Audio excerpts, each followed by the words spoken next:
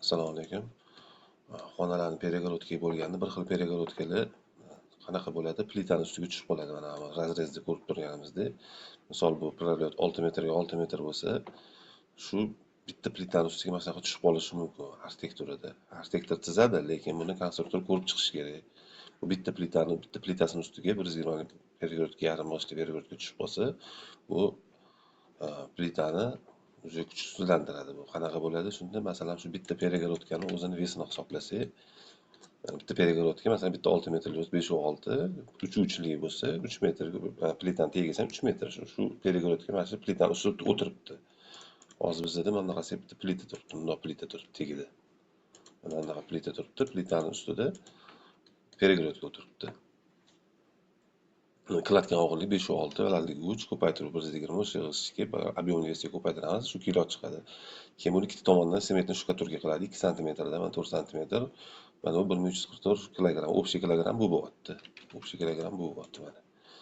Plitani bo'lsa bizda mana misol 8 kilo ko'targandan qo'ysak, 9 balga 8 kilo, 8-9 balga 8 kilo ko'targan plita qo'yadigan bo'lsak, bitta plitamizdan masalan 1 metrligini olsak, 1 metr ko'paytiruv u 5 va 6 bo'ladi, 5 va 6. Ko'paytiruv 0.8. Bitta plita ko'tarsa 4,5 tonna ves ko'taryapti bitta plita. Uzoqlab shunaqa ko'taradi. Bu ham 8 kiloliga bir xil 400 kilolilarni qo'yadi ham uchastkalarga. Shunda nima bo'lyapti? Bizda bitta bizani уже mana shu перегородкamiz vesi o'zi plitani yuk ko'tarish qobiliyatidan oshib ketyapti. Hali bizda bitta odam yuki bor, mebellar bor, pol bor, u yerda qancha nagruzka bor-da.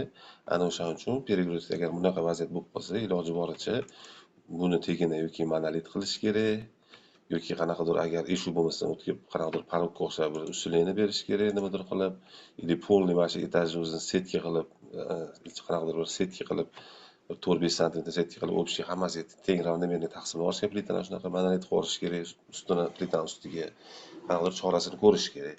Agar shunaqa narsa tomni stoykasi tushib qolsa ham, обязательно tomni iloji boricha umuman shu stoykadan boshidan oxirigacha lejim berish kerak. Boshidan oxirigacha lejim berish kerak. O'sha balka tepada balka ketsa, balkani tagidan lejing ketishi kerak. Shu plitaga nagruzka berish kerak emas, ravnomerniy taqsimlab olish kerak. Или bu перегородкani umuman gazoblok или penoblok shunaqa yengillashtirib olish kerak.